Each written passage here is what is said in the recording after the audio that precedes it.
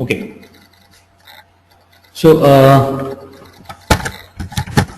first of all, let's talk about Visual Force. Okay. Then I'll come to the Apex part also. Visual Force. So by now we have understood Visual Force. We understood, understand how to use the components. You know what is a component on a Visual Force. We know what is a page. We know what is an attribute on Visual Force, right? So there are a lot of things. I mean, you might have noticed when we start writing a Visual Force page. Let me go here.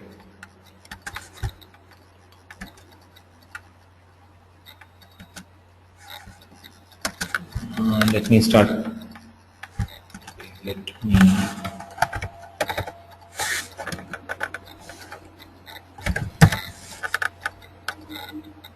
create a Visual Force page here.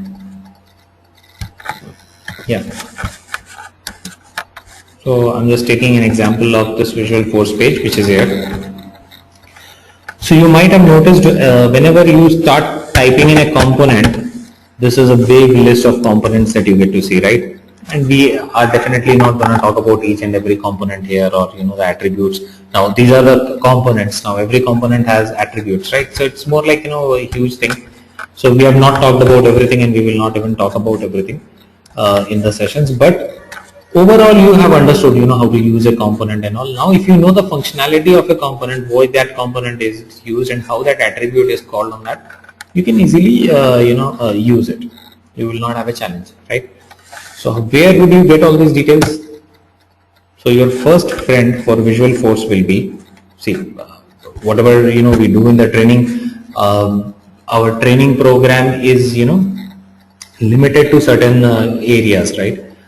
But when you start preparing for an interview, or when you go for a job, you are on a project, you are working on something, you have to explore everything. So then you cannot just go and look into the codes that you have done in your training, right? So your first friend for Visual Force will be component reference library. Anyone who has seen where is the component reference library? Okay, here it is. Here you have the code or editor. You have a component reference library. You just click on this component reference.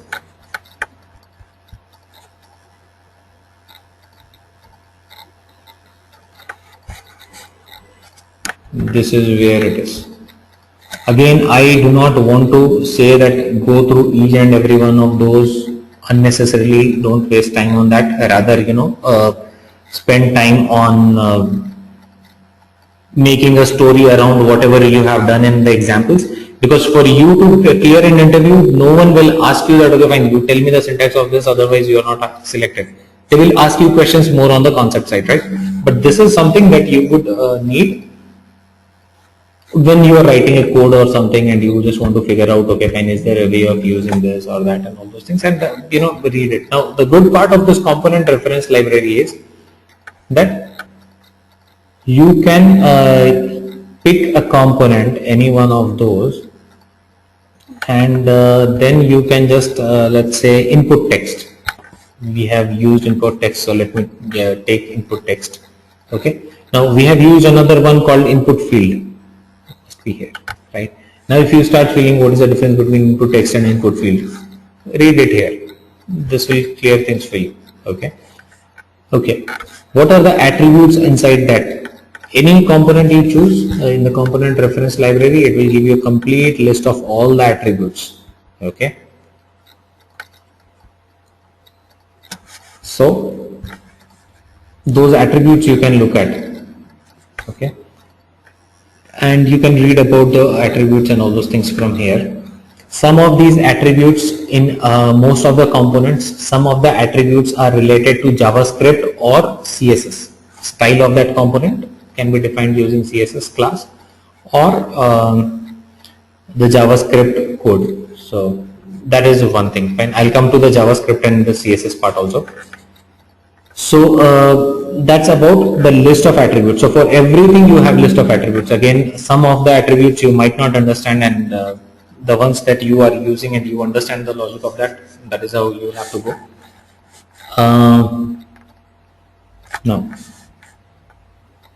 For everything, the good part is that for everything there is an example given. For every component you have an example how to use that. Fine. So you can easily use those things. For example, this command link we have done already. So usage, you can click and see how to write that thing. And you can also read the details and read the attributes of that. Fine. Like we did one thing called tabs, Apex tab.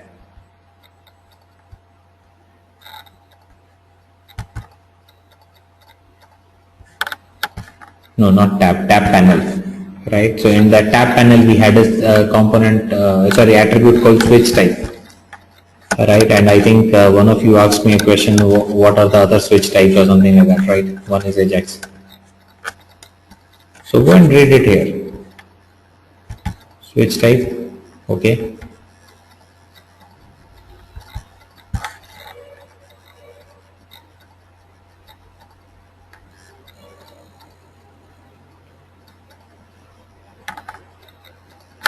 So what are the possible, there is one more thing that we did is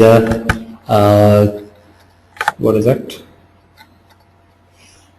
For the buttons we put it's page block buttons, okay. We did page block buttons, remember, to replicate the button at the top and at the bottom. So page block button, in case you just want to define the location of that, I think location or something, some attribute is here. Yeah, location attribute is here. The area of the page where the button should be rendered. Possible values include, what are the possible values there? Top, bottom or both. So if you just want it at top, you can put top. By default it's both. Okay. So these small things, right? So component reference library is your first thing for Visualforce. That's number one. So component reference library, where will you get it?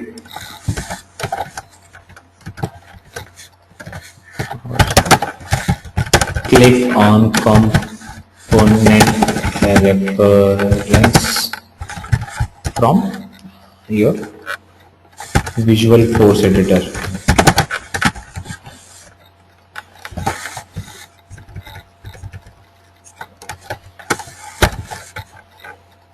Okay, so where you have the Visualforce code editor, from there you can simply click on that and get to your component reference library. So that is number one. Now there is another thing for Visualforce. Second thing that you have to do is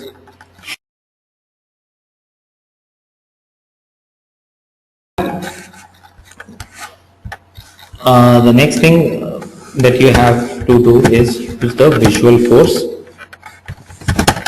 workbook.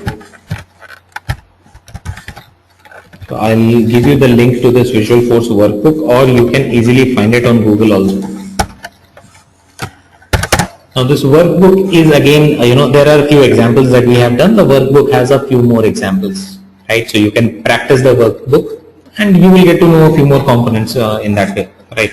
And it's very, pretty much explanatory workbook. So let me show this workbook also to you.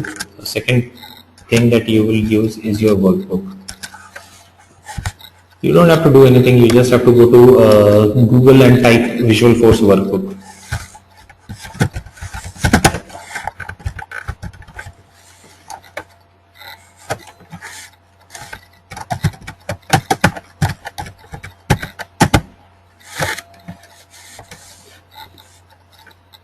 Okay, so when you say Visualforce workbook, you have a PDF version of it and you have a HTML version of it, whichever. So if you want to download the PDF, you can do that. I normally prefer working on the HTML version. So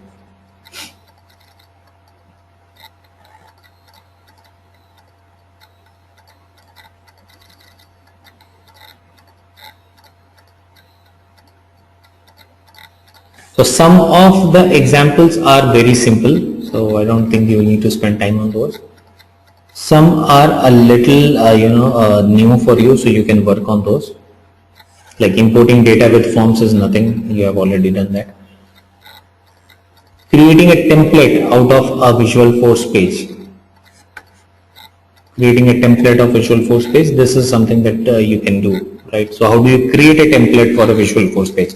For example, you have a lot of pages which need to be designed with the same template. You can have a same header, footer kind of thing, and the same template you want to repeat in most of your Visualforce pages.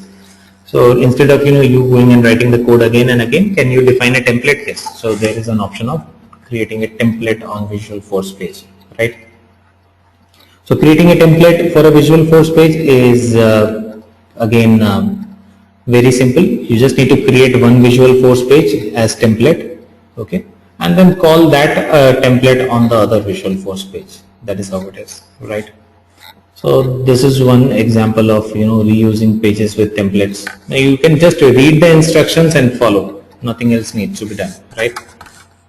So first of all, go create a basic template page, and then how do you call it? Use a template with another page. So this is the template page you have created. Give it any name.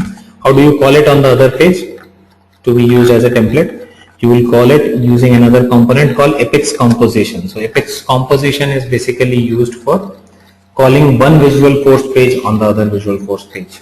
So that is it. So you are actually creating a composition, and there on the composition there is a template concept. So when you're creating a Visualforce page and calling components from other pages, so this template is an attribute, and you will just give the name of your previous page, the template page. That's it. Nothing else needs to be done here, right? So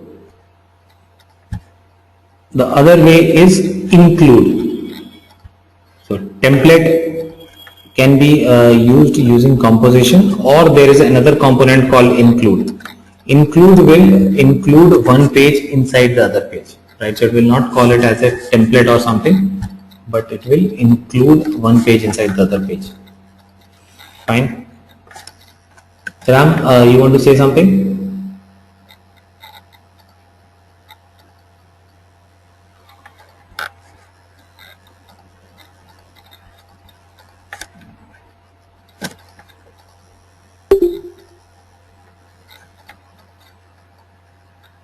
Okay, seems to be offline. Got it. So this is one example.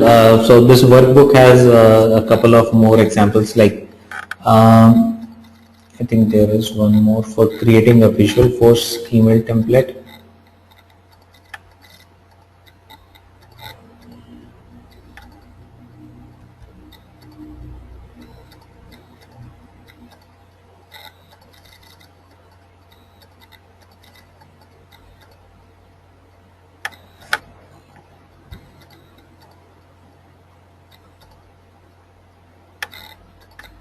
Okay, this tutorial 10 is also good. You can learn how to create a new component on Visualforce, right? How do you create a new component on Visualforce? So whatever components we have, in case we want to create our own components, that is again something that you don't need to get into, and don't need to get confused on that, because that is again not primary thing. You don't need to know it right now. It's a very simple concept of creating your own components and putting some thing there, but that is a pretty high level thing. It's very simple to create a component. I'm not saying that creating a component is something which is very complex. Creating a component is as simple as you just going and clicking on setup. No, not on this. Okay. So you just need to go to setup, and then you need to go to develop and say components. So from here you can create a Visualforce component, but that again a concept that you would not want to do it right now. Okay, so you can just click on a new component and create a new component, but first priority is for you to learn and understand your basic components which are already given by Salesforce, rather than using your own defined components, right? So but in case you want to go back and learn how to create a component, it's very simple. So it's a two-step tutorial, and you can just go and learn it. Put some code here, and then how do you call that component on the Visualforce page? That's fine. Whatever code you will put inside the component, that can be called using your component. That is what it is. That is what it means, right? So simple. All right. So there's this example. So second friend is your Visualforce workbook. So for Visualforce workbook, let me put the link here also.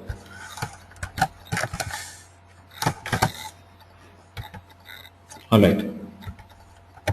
So two things we have seen. Now third and the most important thing is Visualforce reference guide.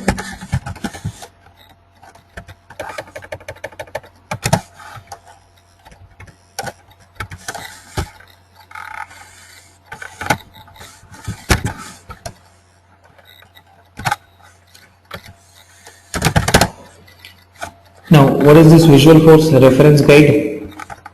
Now, reference guide is a typical reference guide kind of a thing, big book with I think a few hundred pages and all. Difficult to read and follow, but you can keep it with you. Where do you get this Visualforce reference guide?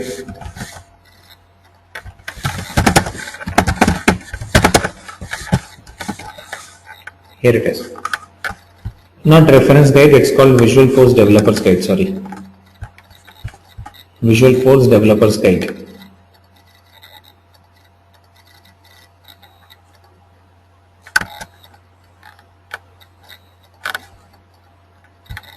So this is also, the PDF as well as HTML versions are available for this one as well. So you can actually go to the reference guide, but reference guide will be, something that I would suggest that you should go to it at a later point of time, not initially, because it has too many, too much of details and all those things, and you might not have time, to read all that unnecessary stuff. Reference guide, basically what happens with a reference guide is you have too much of theory involved into that, and you do not have that much of time to read each and everything. So, but this is also a good thing. It's more like in a PDF, I think it's a few thousand pages. If not few thousand, I think at least a few hundred pages.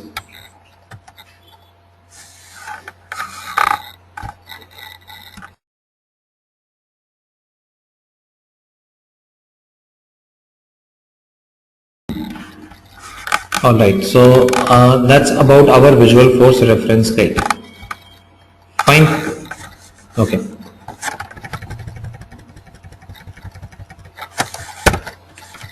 So these are three things: your component reference library, your Visualforce workbook, and your Visualforce reference guide. So workbook, I would want you to spend some time, practice some things. I mean, a few of those you might already be knowing, and a few of those you can just have a look and practice. That will make your understanding better. Visualforce reference guide will give you some hint on how to use codes and all those things, but again, as I said, reference guide will have much of theory and less of coding. So component reference library in that way is a better thing, so you can see what references you can use and all that stuff. So that is one thing. Now, other thing in Visualforce we wanted to talk is, in Visualforce we can use HTML, and HTML we use directly, right? User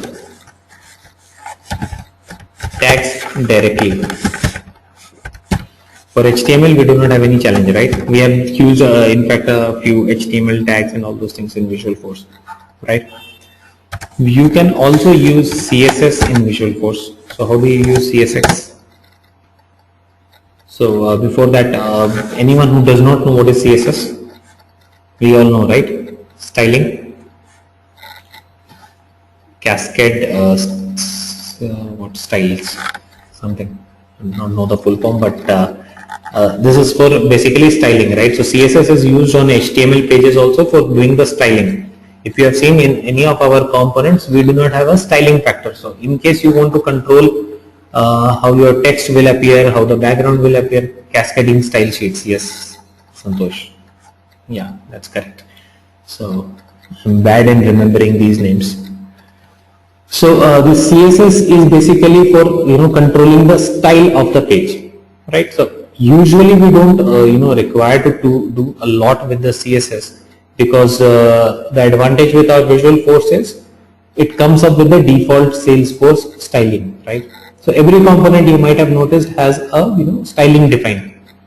The moment you use component, you will see it properly designs it with the standard or the default Salesforce style, right?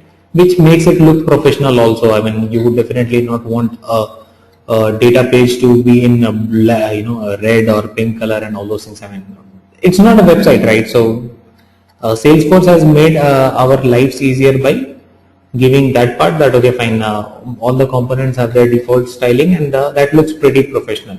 But sometimes you will be in a situation where you are required to bring in some styling and all that stuff, and that is where you will need to use your CSS.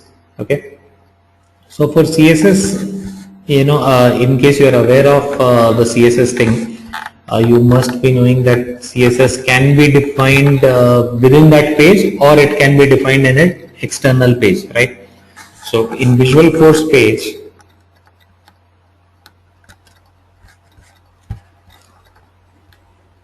how do we define the CSS? Let's go and see that.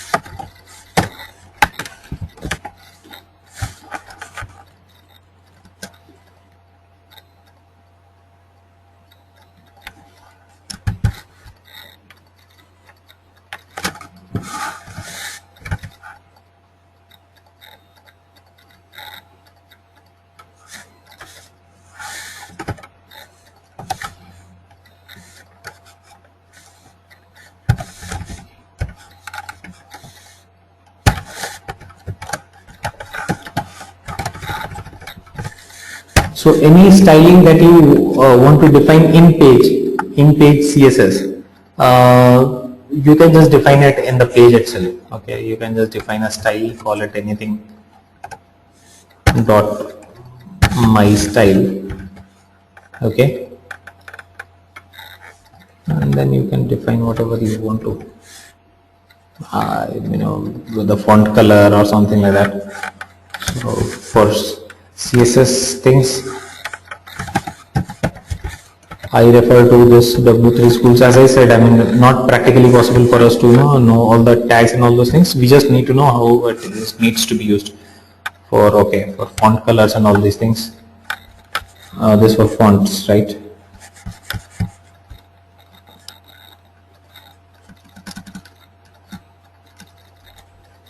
Color.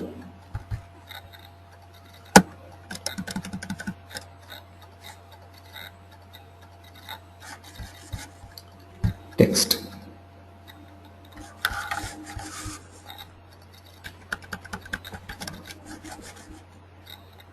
Color equals blue.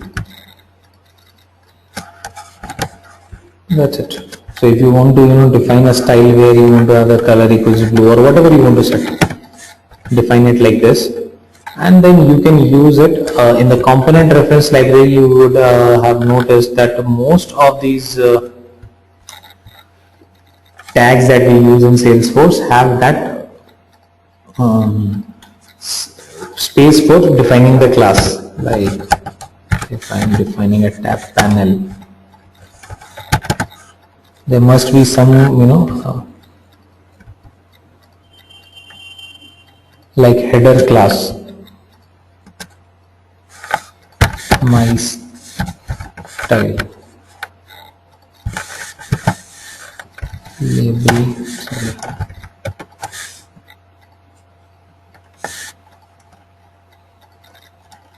Not on tab panel, let me use it on tab. Fix.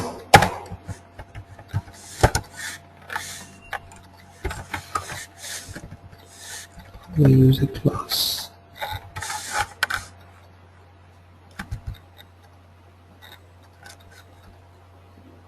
Style.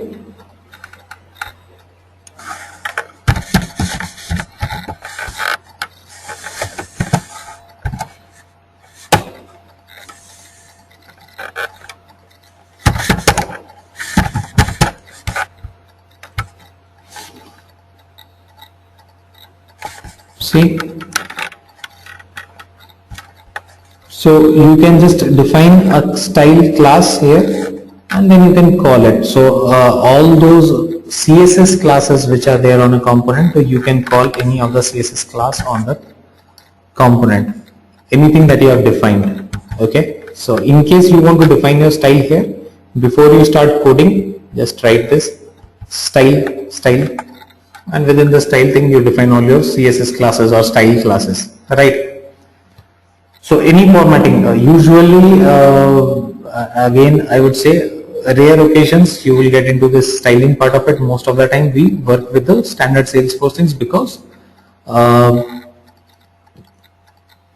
it is it looks professional, it is in sync, the design. Now you see this one is looking a little odd.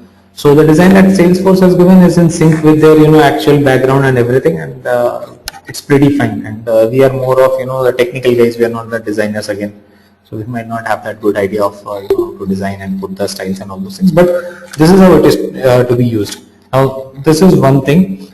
Now in case you have another all your style classes defined in a different document, okay, this is just one example, but in case you have 20 classes, 20 style classes, then will you define everything on this Visual Force page? In case you define it that way, then it will be a little difficult for you to manage.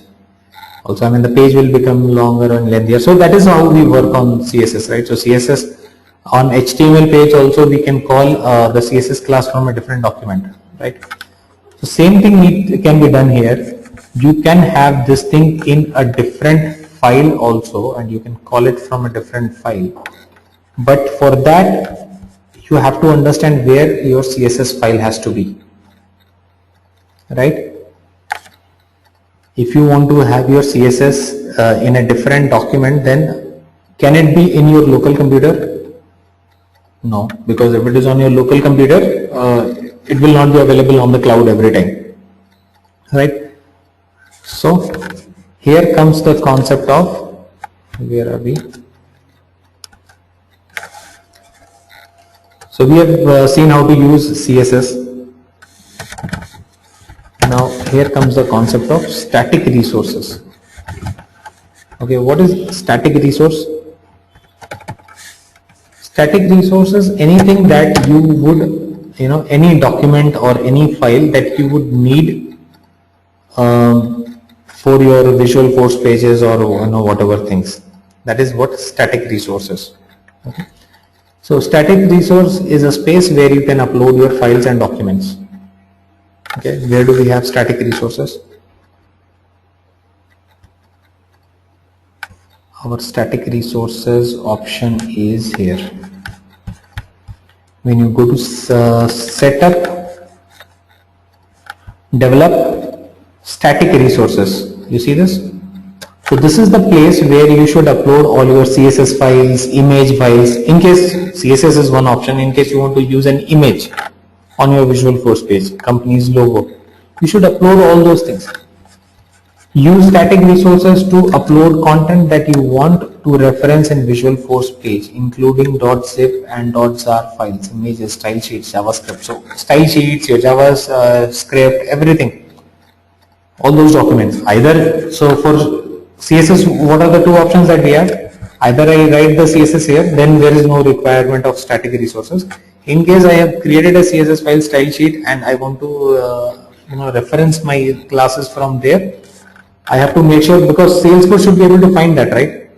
Whenever it is running. Now I have created a Visual Force page and the style sheet is on my computer. How will you get to see that from your computer? So this is all on cloud. So style sheet, images, whatever you put, all those need to be uploaded on static resources. You should ideally upload your style sheet here, okay? And this can be then referenced on your Visual Force page. So there is a specific syntax for that. In fact, there is a small mention of that in this one of these books, using static resources.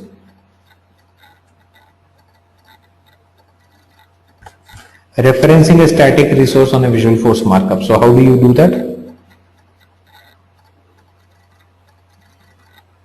You just have to For images, this is the syntax.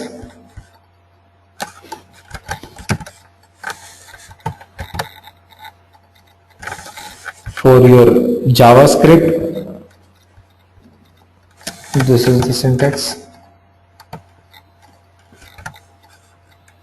So you see, you just have to say what kind of static resource you are using. Is it image or is it JavaScript, and then you can just call it like this. For style sheet, you have to just say this.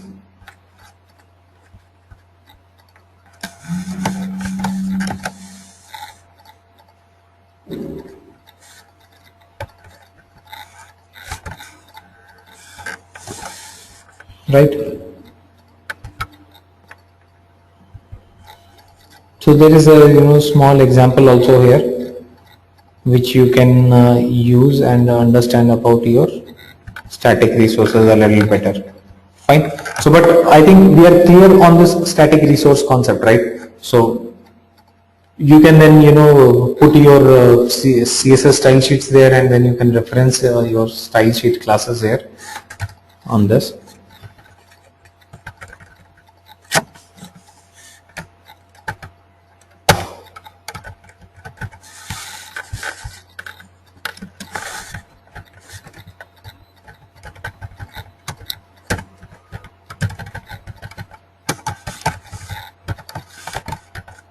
Okay, so that is about our CSS. Now JavaScript. JavaScript is also same. Jeet? Yep. For this style sheets, here you said that we'll maintain like this, but where will we actually create a style? Like how do we create a style, and what will be the URL? No. Can you show it in an example? Give me 1 minute.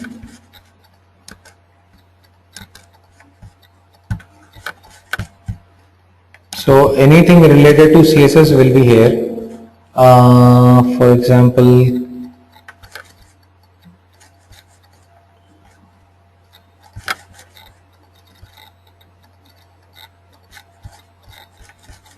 on W3 schools, I mean whatever related to this thing you want to find out, you can just find out from here. Basically what you will do is you just will create, I do not see,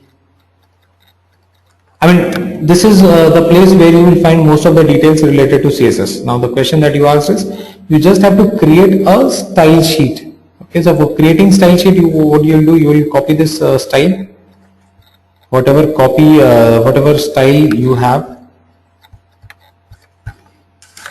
Like this way you can have multiple classes. So this should ideally be in a notepad and saved as a .css file, and that file becomes a style sheet. Got it? So the way we create a HTML file, the same way we create a style sheet. Got that thing? And that file you will have to upload. So my point is that instead of referencing it from here, we are putting it in a different document, save it as a style sheet. Style sheet needs to be uploaded on the static resource. Got that thing? For example,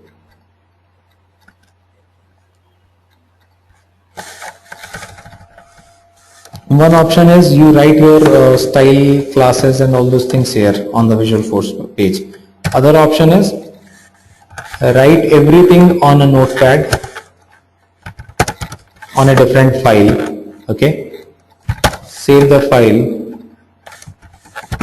upload it on your static resource folder in the Salesforce, and reference it on the Visualforce page.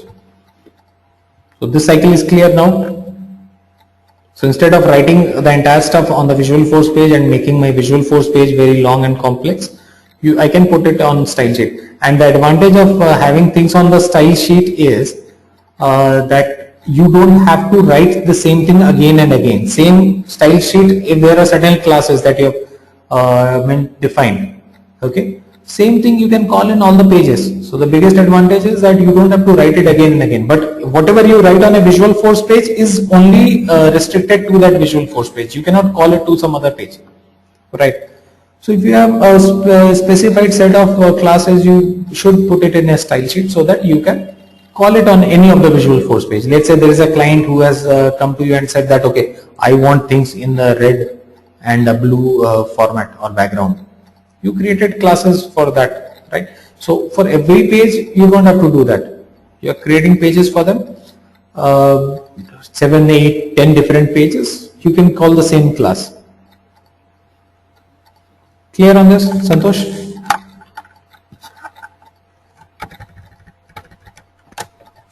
Yes, yes. Okay. Now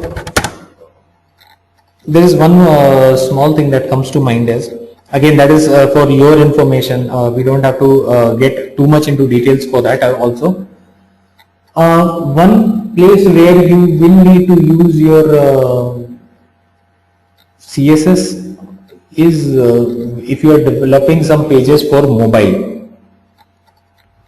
Okay, so developing some pages for mobile does not mean that you need to know Android or you need to know iOS, nothing. Salesforce apps are by default mobile usable apps, so you can use Salesforce Visualforce pages on mobile also, so that is not a problem.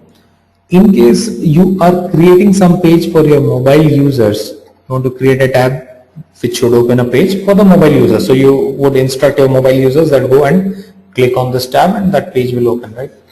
So it is, that's for your general understanding, it is always recommended that on mobile or on any Salesforce pages that you want to be accessed through a mobile phone, you would not use your Apex components, page block and all those things, because all of them have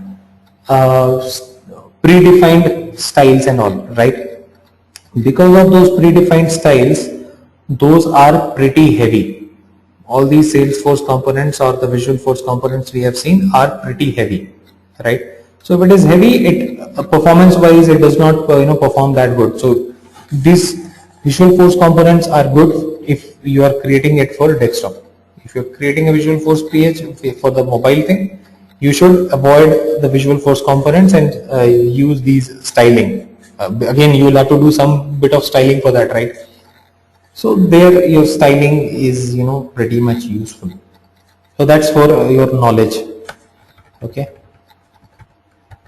And Salesforce apps, I think you all already know this, right? All Salesforce apps are default mobile apps. You can open them on mobile. So app is what? I mean, nothing. You just have to open a Salesforce application on mobile, the way you are opening it on desktop, right? And you can open your app, right? So in case the end user has to view that page on the mobile, then it is recommended that you don't use these page block components or the page block section, because you see that there are so many attributes and all those things attached to it that makes it a little heavy. So it's okay for desktop, but for mobile it might not be that fine. Okay. So that is the other thing. Now coming to the JavaScript. So JavaScript is pretty similar to our CSS. CSS is for styling, JavaScript is for scripting actions, right? So in case you are not aware of JavaScript, again I would say go back to your w3schools.com and go to learn JavaScript.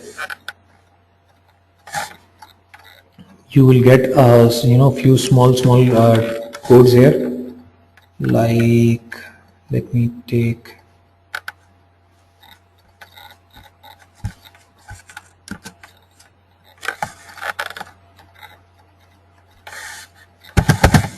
JavaScript on click alert.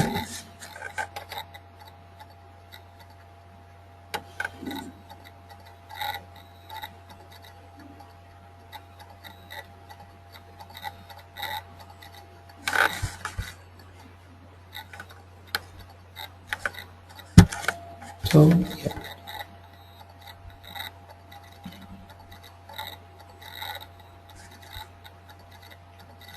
Yes.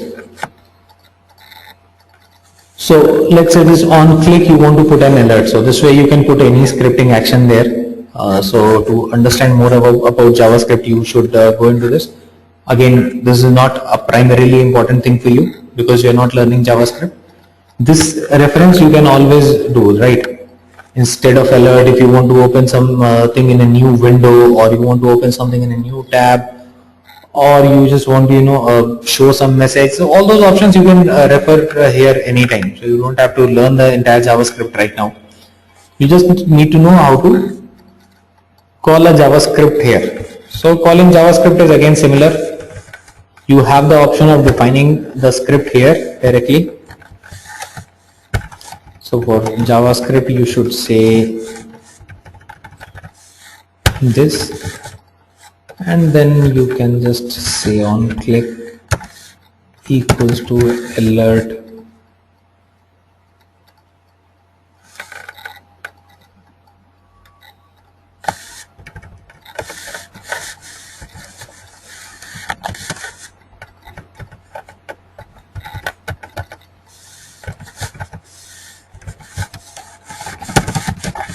are you sure, something like this, right?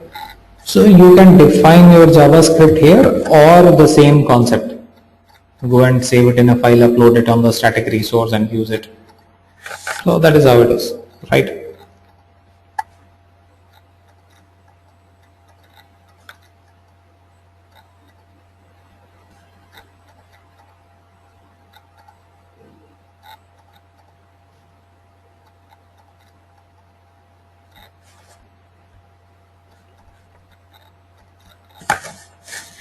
This is how it's defined.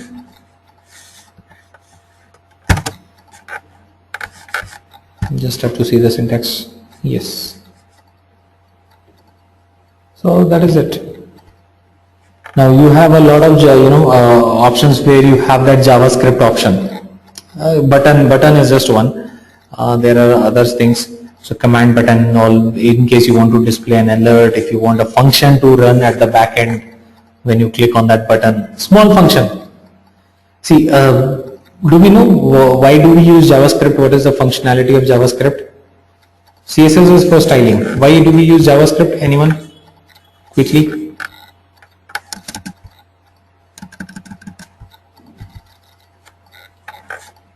We have understood CSS is for styling the components on any HTML page, or now we see on Visualforce page also.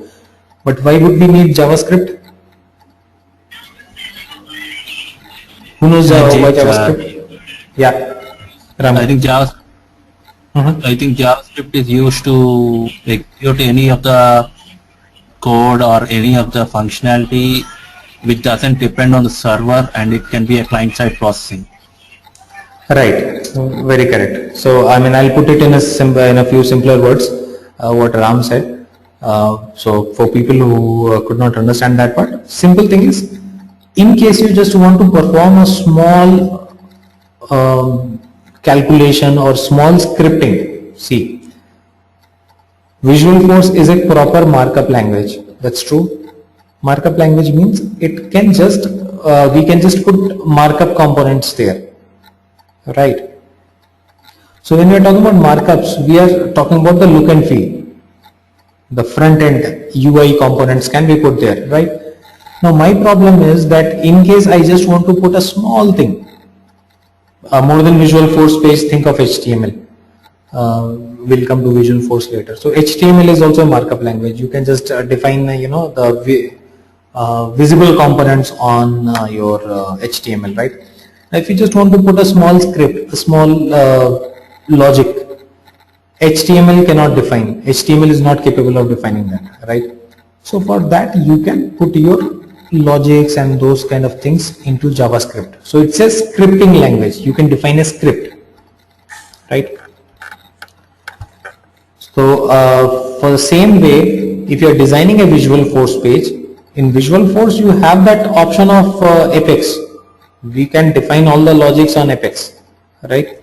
But the point is, do I need to go to Apex every time if I am using a standard controller and I want a small alert to be displayed? I don't need to go to Apex and all that stuff. I can simply take help of some JavaScript. So fine. So there are some JavaScript things, scripting options which are available. You can easily, use those, and put the conditions, show the error messages, alerts, these kind of things you can easily use, and you don't have to use anything, you don't have to use Apex and all those things. You can just define the script here and use it. Fine. And then JavaScript again has a set of, like, giving an alert, opening it in a new window. These kind of things are very specific to JavaScript, so you will just use it with JavaScript. Got that thing? So use of our JavaScript and CSS. So in both the cases we have option of define it on the page. So static resource, let me write it after this JavaScript concept.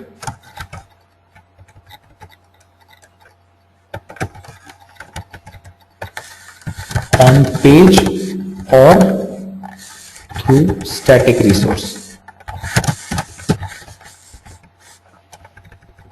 For your interviews, if you know this much, I think you will not need more things. But yeah, for practical thing, you will need more things, right? Whenever you require something, reference back to W3 schools, take the syntax, work on it. Fine. But it's good to understand how things work actually. Okay. So this is on our Visualforce. So these are a few things that I wanted to talk on Visualforce. So now you know how to use JavaScript on Visualforce, how to use CSS on Visualforce, how to use HTML, so you already know. And also how to use static resources. So in case you want to bring some image or something on this Visualforce page, that also can be done through static resource. Okay. So that's about Visualforce page. Now let's go to the Apex. Jit, one question. Yep. Tell me. When we are talking about static resource, right? Is it the same when we were talking about some storage capacity for each individual edition? No, that is different. That's not the file storage we are talking here, right? No, that is different. That is not static resource. That is your documents. That is like data. This is static resource. This is metadata. Got it? Okay. So that is actual data. So this, the one that you are talking about is documents. So there is an object called documents where you can upload your documents. That you will find under. Do you see documents here? Yeah, here it is.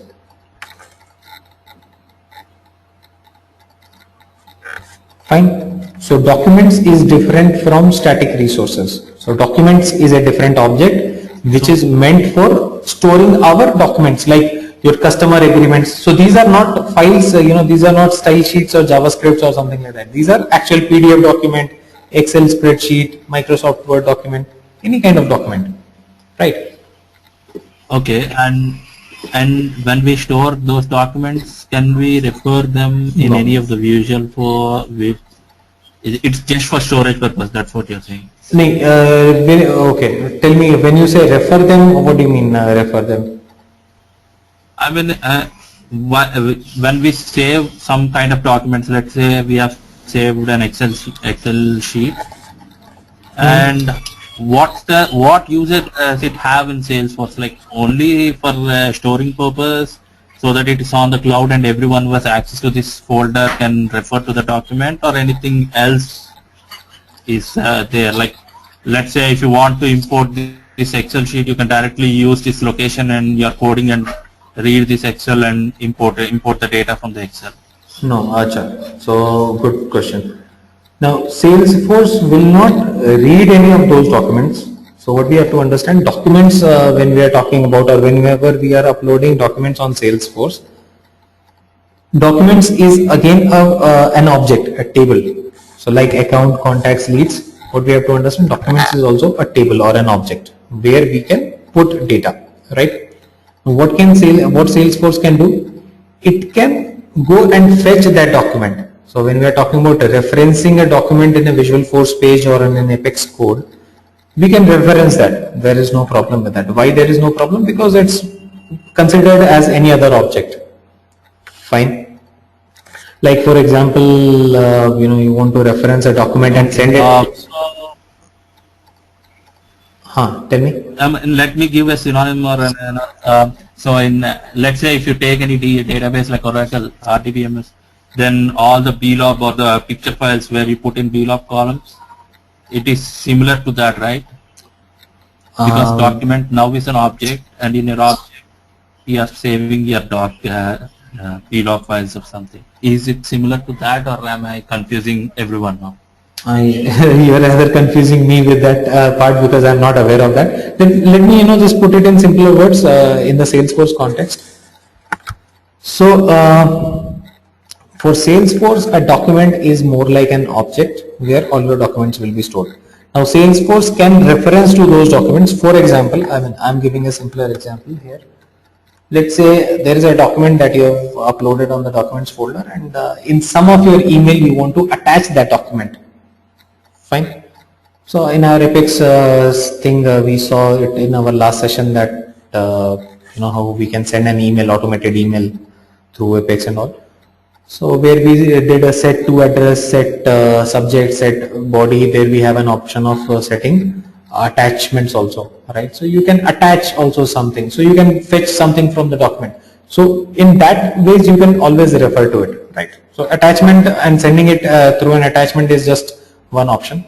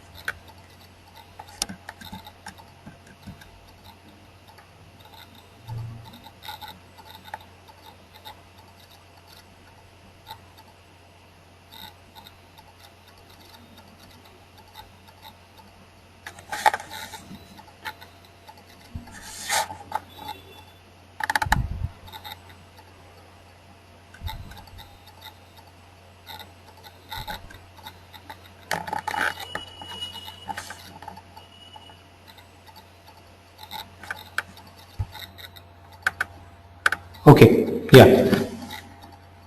So we were discussing about this documenting, right? So I was just giving you the details of the document. So what it is a document is just like a piece of data which is stored in an object. Okay.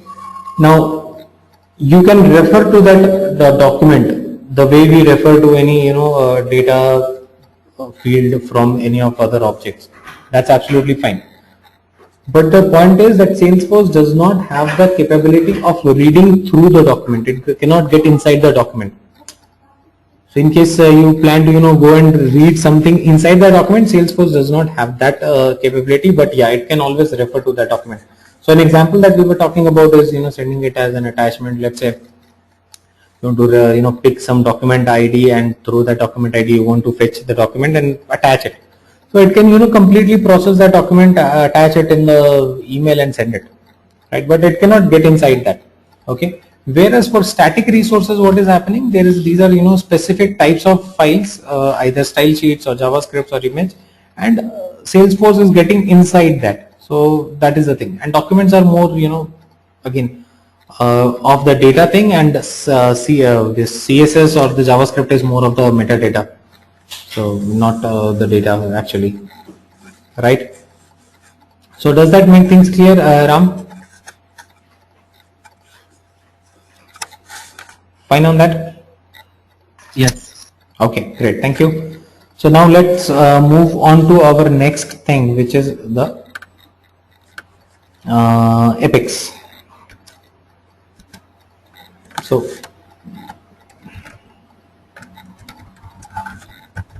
I'll be sharing this Word doc with you all post the session. Now this is what you needed to know on Visualforce, and this is what is going to be for okay, for JavaScript and this thing also. Let me just write W3 schools. So this is going to be pretty useful for you. Okay. Now let's move on to Apex. So in Apex, what do we need to understand, and where do we actually, what do we refer to in case we need help? So Apex, first thing that we need to understand how, we use Apex and where do we use Apex, right? So we have seen we use Apex with the controllers on the page, which means combining my code with the UI part, right? Second, we have seen combining the code with the DML operations, right? So whatever Apex you are defining, one you are using it with the UI or Visualforce through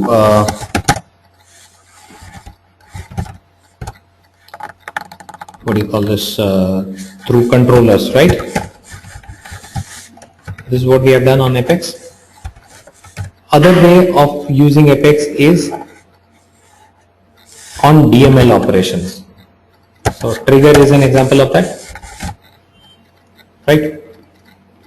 So in trigger, what do? We just go and we define the what do you call this, trigger. So when you define a trigger, do you have an option of controlling when that trigger will work and not? It simply works, right? I mean, the moment the DML operation happens, the trigger works, right? So that is with the DML operation. Okay. Sometimes there is another concept that you need to know, which is asynchronous. Do you know what is asynchronous?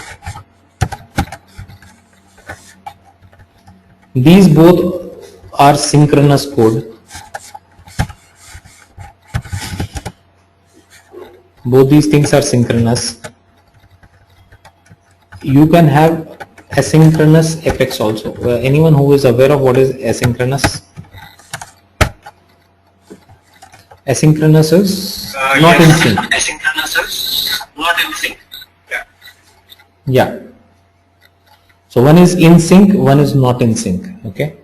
So synchronous is something which happens as a part of a flow and it happens instantly, right? So something like the Apex that we have, that we use with controller on click of button, does it get delayed? Does it happen after a day or something? No, it happens on the click of button. For DML operation, it's again the same thing. Another type of Apex is asynchronous. What is this asynchronous? Asynchronous is where you define some Apex to work asynchronously. Okay, not in sync, not on something, right? So for asynchronous, we have an option of Apex scheduler, where you can define or schedule an Apex to run. Okay, it should run at this particular time. We have batch Apex. Now what is batch Apex? The logic is same method, same everything is same. Just that we have to understand that when the code gets executed, right?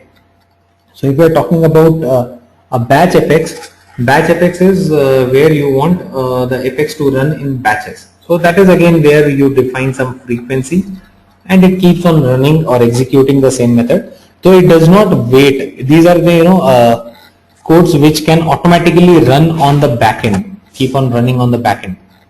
They don't need any anything at the front end to happen or any DML operation to happen. You will just define a schedule for Apex to run, or you just define a batch Apex which will keep on running, right? So I'll talk on this. We will come to that part.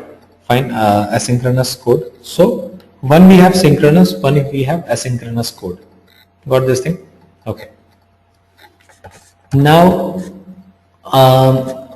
the point is what we need to understand apart from these things in Apex. I'm just trying to give you the overall picture on Apex so that you are clear with things. What do we need to understand apart from this in Apex? The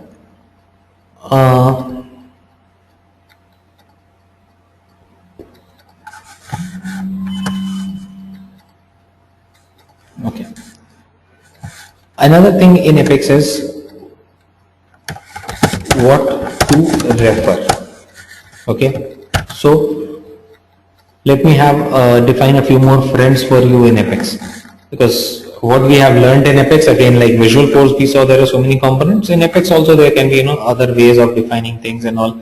There can be syntaxes and there can be other things. So we do not know each and everything by now. Okay, and again, in same way, we will not do everything in the class. So where do you go for the reference on Apex? So first thing in Apex would be your Apex workbook. So similar to Visual Force workbook, we have an Apex workbook also.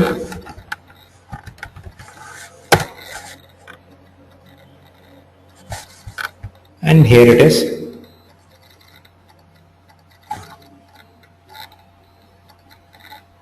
So this workbook also contains a few things which you might be aware of already, but it has a few things which you will be able to learn new, right?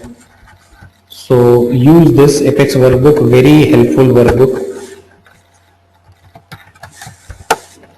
I'll show you this workbook a little later. Before that, I need to talk on a few more concepts. Then there is Apex reference guide.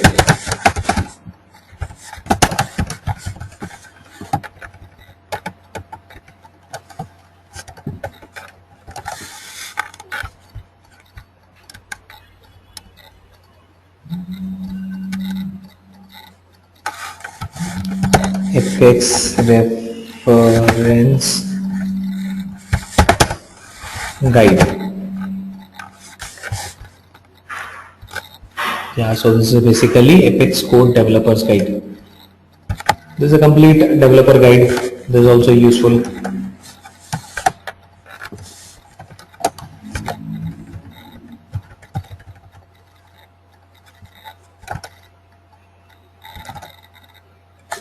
All right.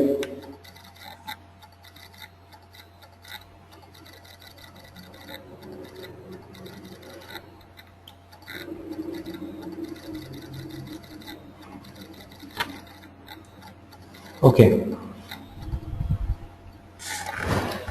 So these two documents you can use for Apex, the workbook and the reference guide.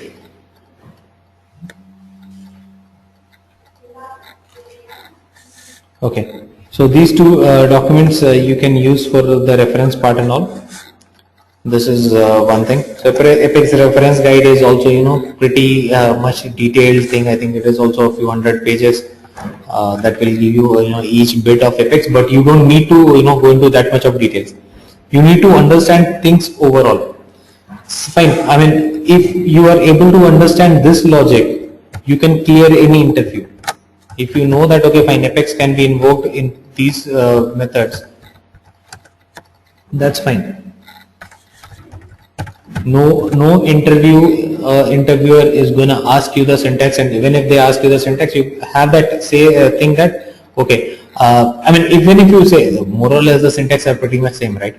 So you have that option of saying that okay, fine, this is how I will format, right? And let's say someone says that okay, fine, there is some data update I want to do every day or every night. I'll use batch Apex, right? So that is an asynchronous, that is not happening on a click of button or something like that, right? I want to update some data on click of a button, controller.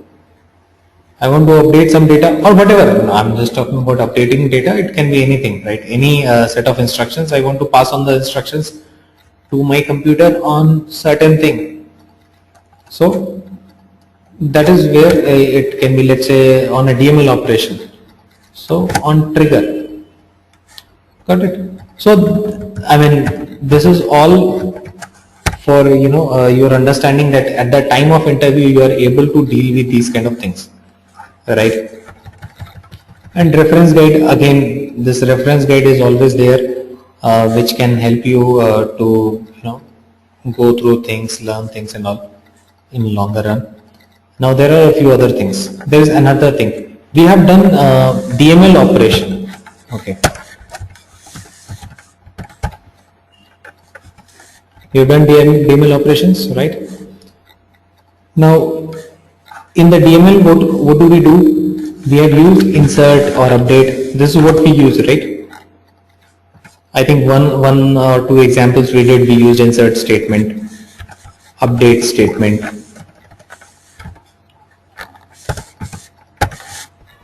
Right, and these insert and update statements are the normal DML operations. Okay. There is another DML operation that we have in Salesforce, which is called database.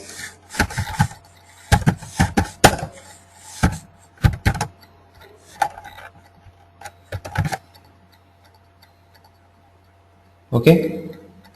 So database is basically a class, a system class which is defined, standard class which is already there in Salesforce, and it has these methods. So you can also say database dot insert a.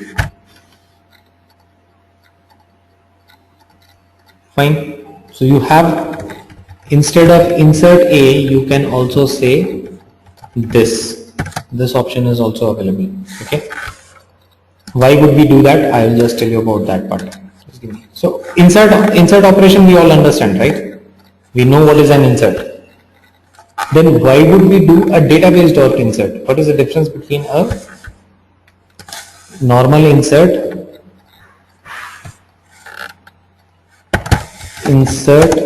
versus database dot insert?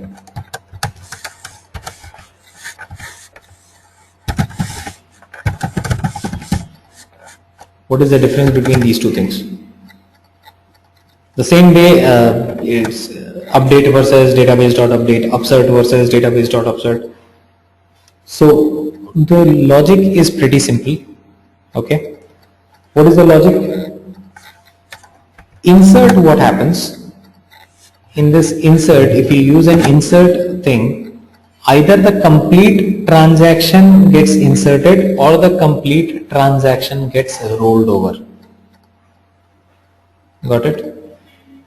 If you are using an insert, the entire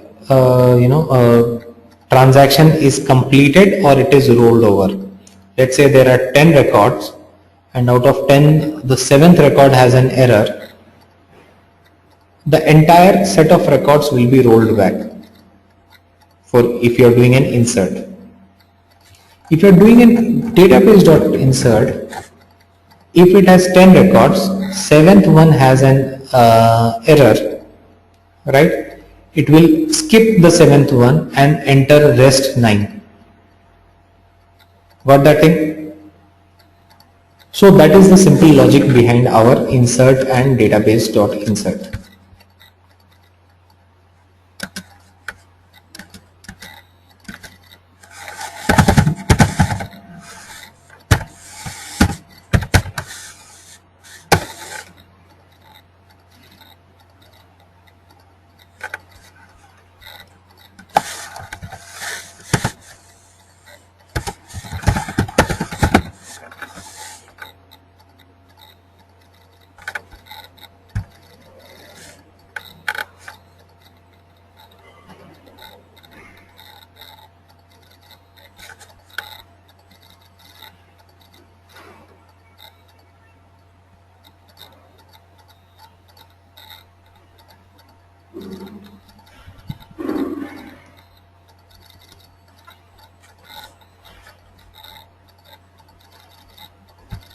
Here it is.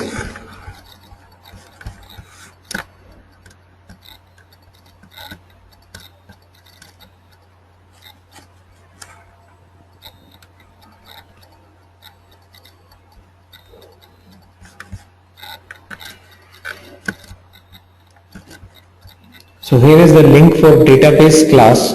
So database is basically a class, and here is the link for that. Fine. So see, here we have delete, undelete, upsert, update options. Fine. And this is how it needs to be defined. So you define database.update, then define your S object. Okay. Update, define S object, database.dml options. So this is how it needs to be defined, right?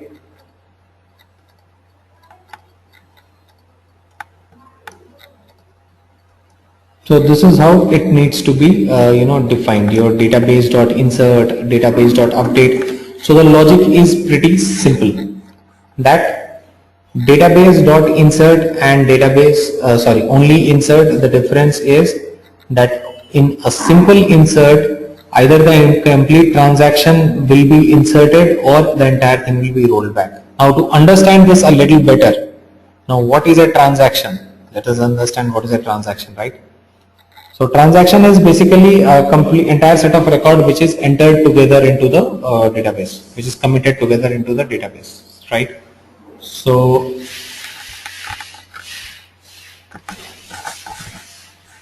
let me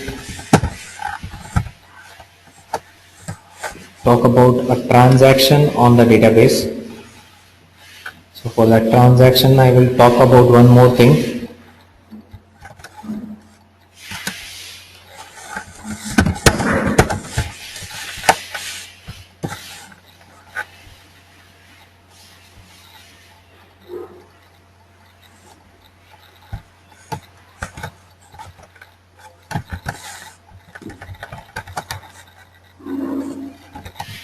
Okay.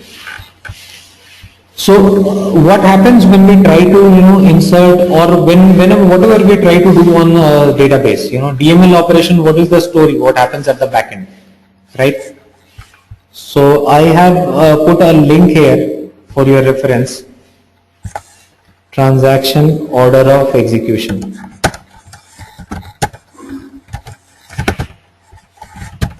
Okay, when you try to insert a record or when you try to update a record, what you need to understand here is you need to understand the complete thing which happens in the backend. So we understand this simple logic that when I try to insert a record, it checks for the validation rules, doesn't it? It checks for the validation rules, right?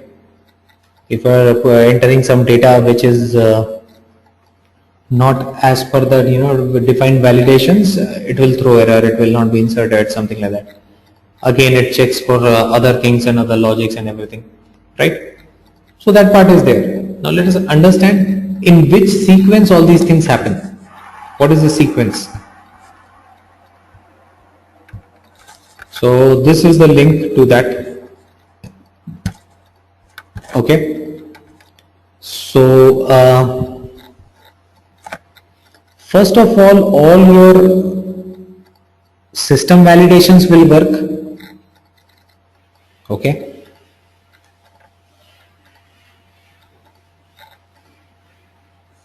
So what are system validations? System validations are, see, there are a few things what we have to understand here is.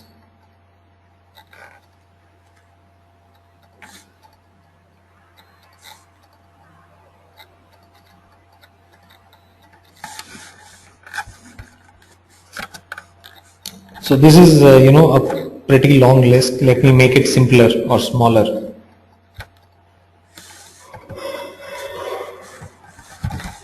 First thing is your system validations. What is system validations? The validations that you have not defined, the standard validations by default. Like if you are trying to enter a text into a number field, you did not define a validation for that, right? It's a system validation. So first thing that gets executed is it checks for the system validation, whether you are providing the right data format, whether you are allowed to create a record or not. So, but if you are not allowed, then definitely it will not even give you that screen to enter the data. Any other thing apart from that? So system defined validations will be first of all checked. correct format and all those things will be checked. Then your all before triggers, fine.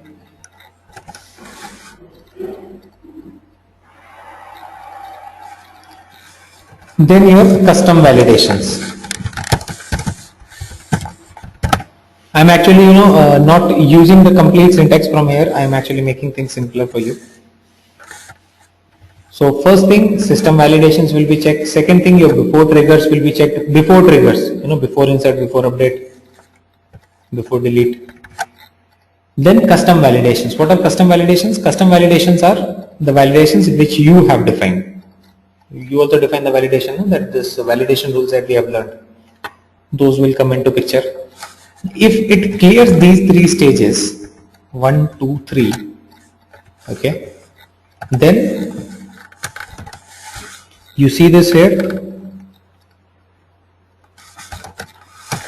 data is inserted into database. Okay, insert, it is happening in insert operation or update operation, whatever it is. Okay, but important thing is data is not committed. It's temporarily inserted into the database. It is not yet committed to the database. Okay, so this data is just inserted into the database at this stage as a temporary insert. Okay, why this temporary insert? Because after some time it might need a rollback. So committed is something, once committed then there is no rollback, right? So this is where the data is inserted into the database, or it is inserted but it's not committed to the database. So not permanently, I mean, for simple understanding for people who do not understand what committed will mean, it will mean that not permanently entered into the system, so temporarily stored into our table. Okay, after that our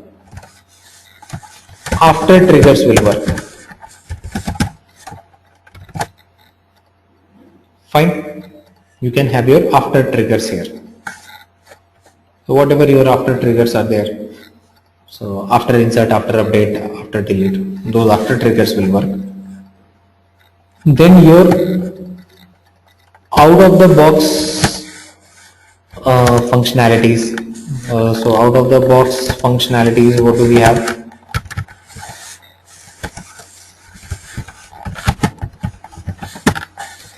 All your Salesforce out of the box functionalities, something like a workflow, assignment rule, escalation rules,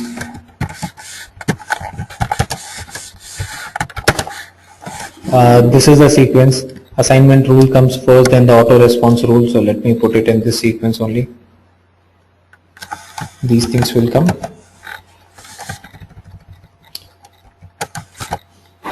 So these are all out of the box functionalities: auto response, assignment, escalations, workflows. These things will work, and after this, basically your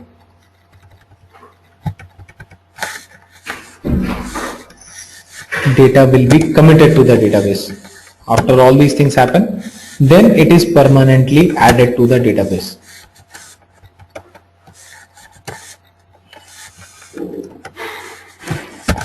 Data, sorry.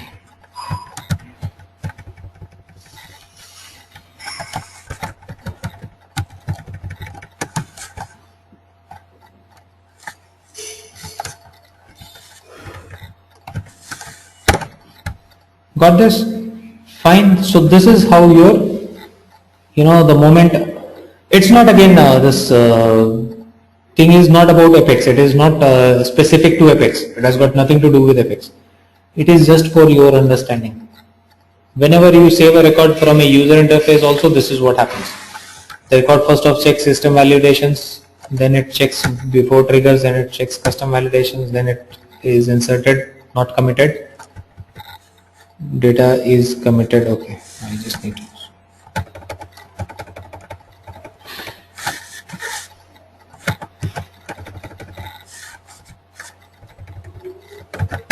Got this thing here? So this is for our general understanding. Now, the other thing that we were talking about is a transaction. Okay, so a complete cycle from here to here, where a system validation process starts until the time the data is committed, is called a transaction. Is called as one transaction in Salesforce, right? So if you have multiple records which are to be inserted through a trigger, right, multiple records, then what happens? That trigger comes, it runs the loop. We have seen that for, and then we throw error or something. So it runs the loop, okay, and then it comes here, it goes back. So it keeps on adding things here. Final committed happens after that complete trigger is worked out. So this works as one transaction. In case we are using an insert operation. For your insert operation, one record will come till here, then go back again come here, go back, third record will come, go back. That is what happens. None of the record is permanently committed to the database, and the moment it finds an error, it rolls back the entire thing. But for our database.insert, what happens? Every record is committed. Fine. So even if it finds an error here, it skips that part, goes to the next record, does not roll back the entire stuff. Remaining records which do not have error, at least those are inserted. Fine. Now I think one of our sessions someone had this question also. I said that we'll be talking about this.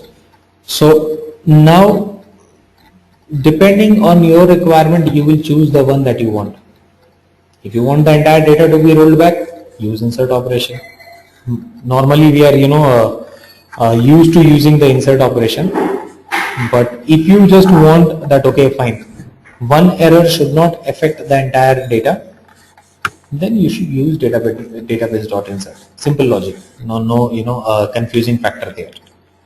So in case, a very common question which is asked in most of the interviews, what is the difference between insert and database.insert? The simple thing is, insert operation will either perform the entire lot of records, or it will roll back the entire thing. Database.insert will perform whatever is correct. Correct?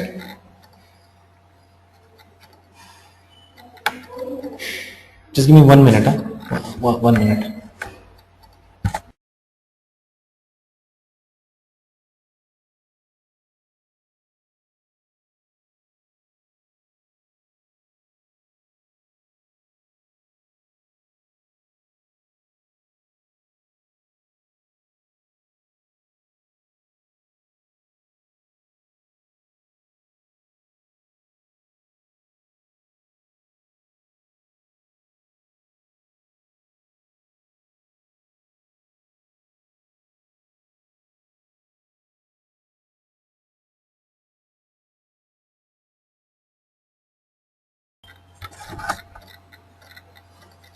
Yeah, okay.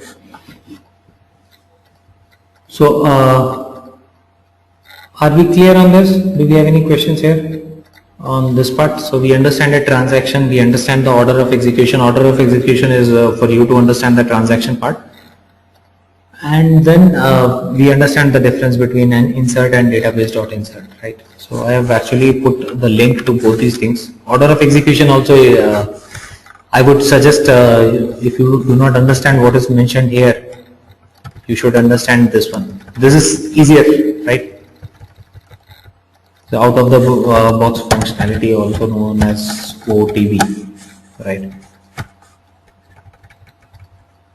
So yeah, so if you understand this much, it's fine for you. If you want to understand a little in details, you can refer to this also. This link is there. This is all from reference guide actually. And this database, so okay. So database is a class, okay. Now there are a few system classes that we have in Salesforce, okay. System class means we have seen that we can define a class and then we can define a method inside that, and then how do we call that? Class.method name. We do it like that, right? So there are a few system classes in Salesforce and they have predefined methods. Like trigger. Trigger is what? It's a system class. How does Salesforce understand that this trigger.new means this? Because there is a class which is defined. You don't get to see the code of that. But what is that? That is actually a class. Trigger.new is what? New is a method in that, which returns NS object. Isn't it so? So this is what we have to understand. Once you understand this thing, you can use any logic in Salesforce or Apex. So trigger is a system defined class which they have defined, and we don't get to, like we have standard object, custom object. The same way they have certain classes that they do not allow us to see what the coding is there. But we know, that is a class. So, trigger. Now then there are a few methods under trigger. Trigger.new, trigger.isUpdate. Give me 1 minute. Let me show it to you.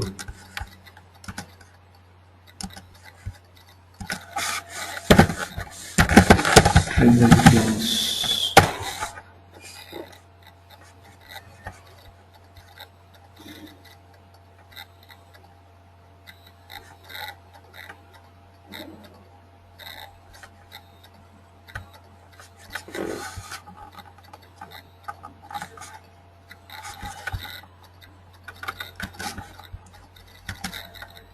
So for example, this trigger thing, right? So trigger is a class and it has these following variables or methods, basically what you call it. So you can define that trigger.isInsert, isUpdate, isDelete, isBefore, isAfter, isUndelete. So these are all the methods there. So trigger is a system class. Same way our database thing that we were looking into, database is a system class and these are all the methods there. Fine, we don't need to understand, I mean, anyone who is thinking that, oh my god, there are so many, how do I remember all these things, don't need to understand anything. Fine, this is all reference. When you will need a query or when you will need, have a requirement like this, you will understand everything. You don't need to remember everything here. So don't even worry about that part. Only thing is that we have to understand there are certain system classes like database. Now, database dot insert is one of the methods in it. What does this class do? Basically, the point is, instead of using the normal trigger, so normal insert is the insert operation. This insert operation, this is the normal one, and the normal functionality it has is either it enters in the entire set of records or it rolls back the entire thing. Database insert is specially defined Salesforce class and it works in the way that they have defined. So in case it finds an error, it skips and goes into the next thing and commits the rest of the data at least to the database. So that is the thing. Are we clear on this? Now there is another thing. Since we have talked about the transactions and we have talked about the order of execution and all these things, there is another thing that we need to understand. That is going to be the last thing. Governor limits.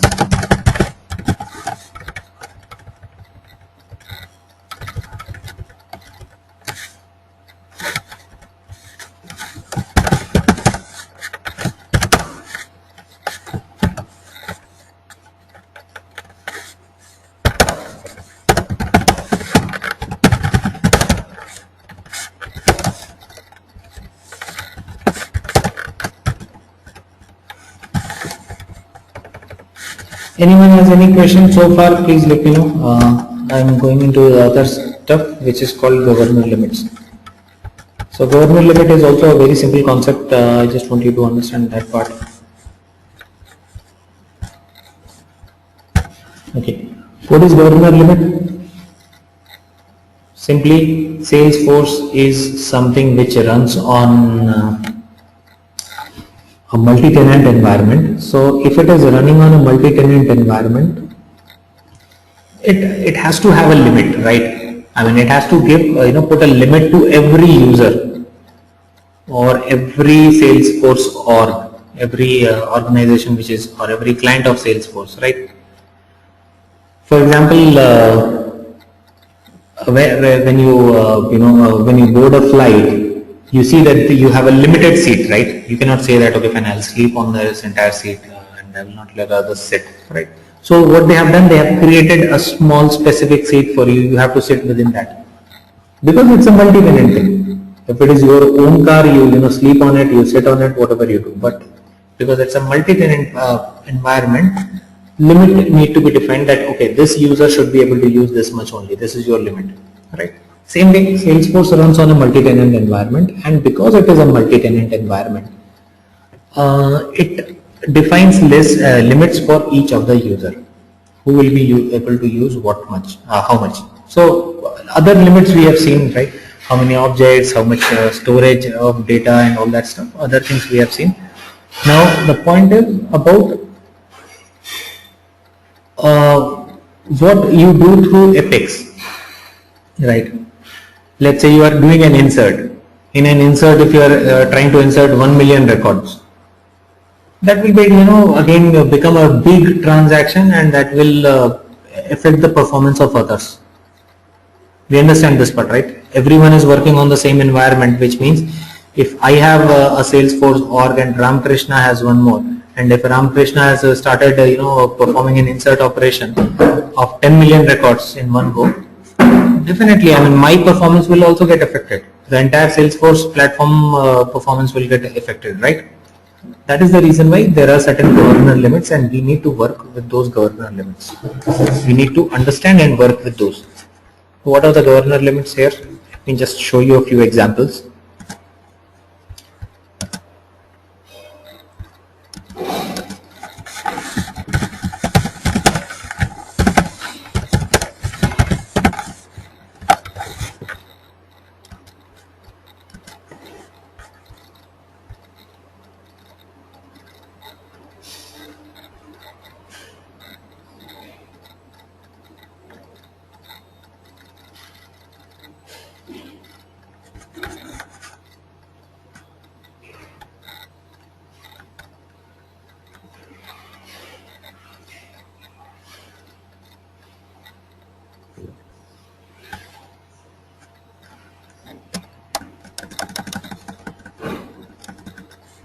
So this is what we have here. Fine, and if you read the governor limits, you will most of them will make sense to you easily, right? And you will understand why those are there. So simple thing, because Apex runs in a multi-tenant environment, the Apex runtime engine strictly enforces a number of limits to ensure that runaway Apex doesn't monopolize shared resources, right? So your Apex should not affect the shared resources for that. So a simple example says total number of SQL queries issued. So what is the total number of SQL queries that you can issue? How many SQL queries you can have? 100 for a synchronous thing, and asynchronous maximum 200. Total number of records retrieved by SQL query. So one SQL query cannot return more than 50,000 records. Okay. Jeet, one question. When you say total number of SQL queries issued, is it with respect to one program or one day or 1 hour? What? This is all for one transaction. One transaction. One transaction, yes. So in one transaction, you cannot have more than 100 SQL queries executed. Okay. Tell me. Sorry. So one transaction in the sense like one program execution of what? Like, yeah. Because one. Yes. Yes. So one transaction, if you remember, this is what we were talking on the transaction thing. From this process to this complete cycle is one transaction. So within this one transaction, you cannot have more than 100 SQL queries. So like if you are using a trigger and you have SQL queries in a for loop, right?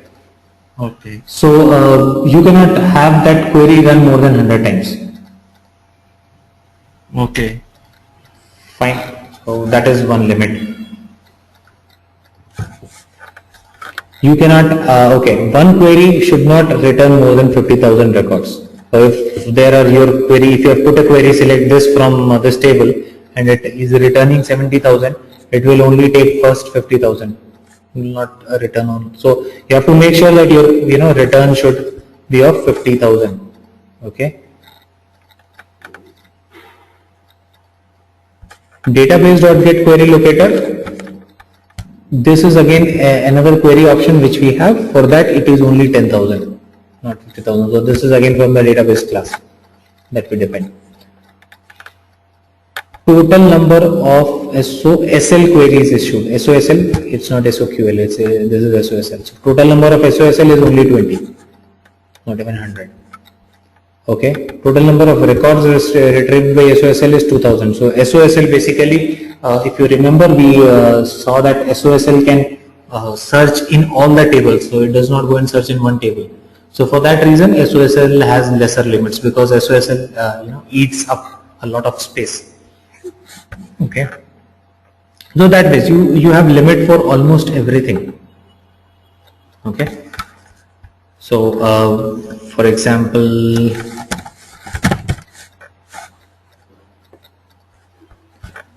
we in one of the other examples we used a send email method, right? We sent email through email method. So total number of send emails is 10. So you can have 10 send emails. So this inbound send email.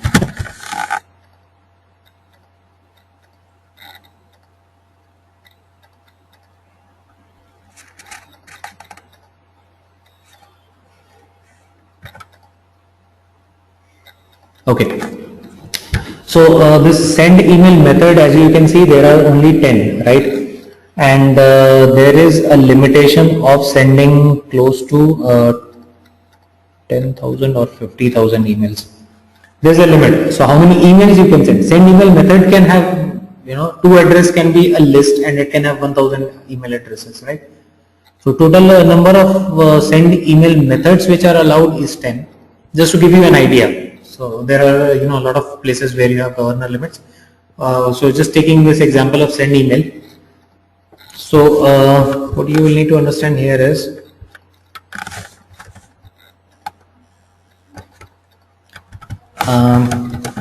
send email method. So any method which has the send email, the limitation for that is 10, and send email method limitation is 10, and there is another limitation on how many emails can be sent. Okay, how many recipients can be delivered the email to. So it is either 10,000 or 50,000. Right, so for your enterprise and unlimited, I think it's 50K. I do not remember the exact figures. So then what you have to do, you have to work on both the sides. You have to keep in mind that how many people. You cannot say that, okay, fine, in 10 send methods, one send method I will send it to 1 million recipients. That is also not workable. And there is a limit. So there is a limit on the number of send methods. There is a limit on the total number of emails which can be sent, and there is a limit on what is the maximum number of emails in one send method. One send method can have I think 1,000 for your normal editions and 5,000 for your unlimited edition, something like this, right? So this is how things are. So everything is controlled, right? So when you start writing, your code and all these things, where you are, querying the data, or you are trying to do the DML operation. So you would see that there is another option of DML operation also. Total number of DML statements. How many DML statements can you use? 150. So DML statement does not mean that 150 times you can write insert. Within a loop, if the same insert operation happens 150 times, that is also reach the limit, right? Got it? So in the loop, if the same DML statement is executing multiple times, that will also be counted in your governor limit. Got that thing? So primarily you need to understand the SQL queries. There are a lot of other things. Whatever can be done in Apex, everything is governor limit, like send emails, everything. So primarily what we need to understand is that your SQL queries, what is the maximum result on the SQL queries or the SOSL queries, and the DML statements. This is primarily there. There's a very nice thing in this workbook. I showed you the workbook, right? So in the workbook there is a small example which shows you how do you manage to work with these governor limits. Now what you have to do, you have to spread things across your queries as well as the DML statements. So if you have to deal with huge bulk or huge amount of data, you cannot do it in one single DML operation, because one single DML operation can also not have too many things. See, if you want to avoid multiple DML operations because you will hit this 150 limit, you say that okay fine, I'll put everything in one single bulk and then I'll upload it. Then there is also a limit. Total number of records processed as a DML statement is 10,000. So again you hit a limit here. So for everything there is a limit. So I would just say that there is a small example here. We saw the Apex workbook, right? So in Apex workbook now you can find this thing. Tutorial 13 is pretty useful. Running Apex with execution governor limits. Now this is a very simple and nice example of writing efficient SOQL queries and writing efficient DML statements. So bulkifying your DML calls so that you do not hit the governor limit quickly, and writing this efficient SOQL query so that you do not hit the governor limit quickly. Santosh, we are almost done. Hardly 2-3 more minutes. Alright. So got this thing. So I think I will give you this link on the Word doc.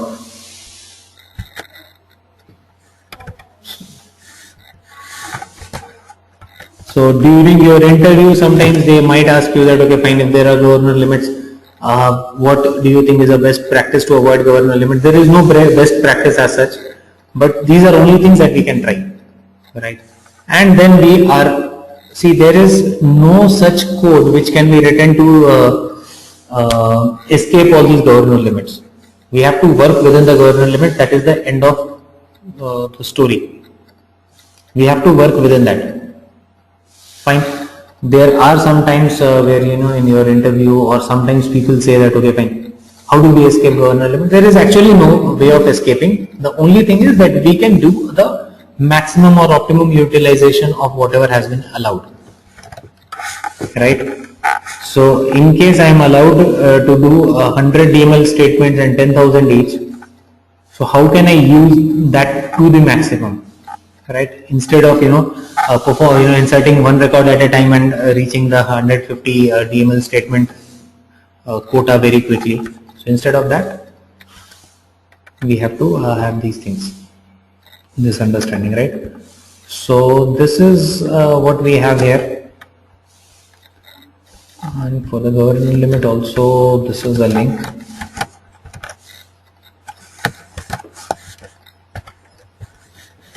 Fine.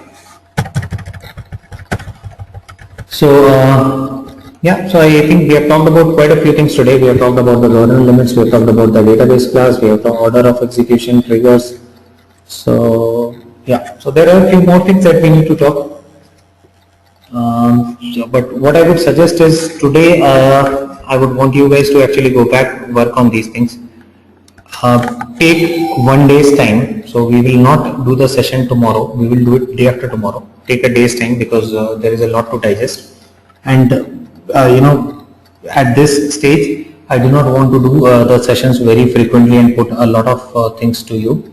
So let's skip tomorrow's session. Day after tomorrow again, because we again have a lot of things to learn in that session. So how do we create the packages? How do we create our application, give it to someone else? How do we work with customer portal, partner portals, and how do we work with sites? A lot of new things, right? And then we have a few examples from Apex that we will talk about, right? So that is the thing. So tomorrow we will not do a session because today's was a longer session, and I do understand that you need time to digest this. We will not do a session tomorrow. Day after tomorrow we will again connect same time, and that will be on our more things, right? Fine. I'm just going to share this with you. Take out some time and go through these things.